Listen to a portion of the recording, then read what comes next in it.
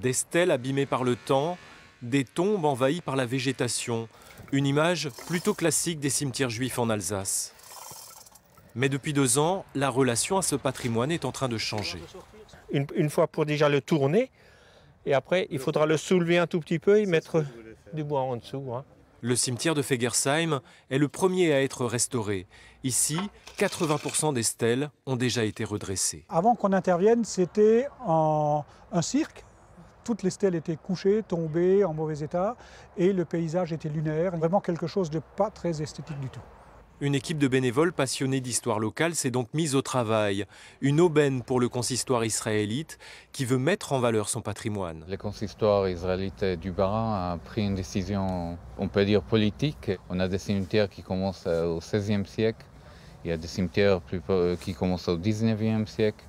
Et comme le temps passe, les familles quittent aussi l'Alsace. Et il y a beaucoup de choses qui sont abandonnées. C'est marqué Isha, ça veut dire une femme. Tzadika, c'est-à-dire une femme qui était honnête, qui a aimé Dieu. Le chantier de la restauration est colossal vu la richesse du patrimoine funéraire israélite. 45 cimetières seulement dans le Bas-Rhin, la plupart en très mauvais état. Durant des décennies, l'approche théologique préconisait de laisser faire la nature.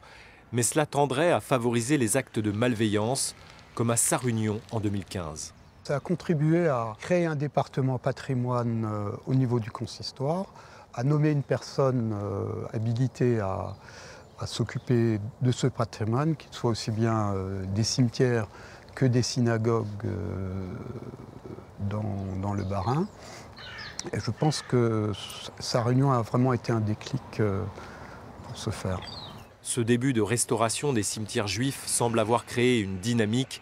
Des projets sont en cours à Marmoutier et Schirmeck.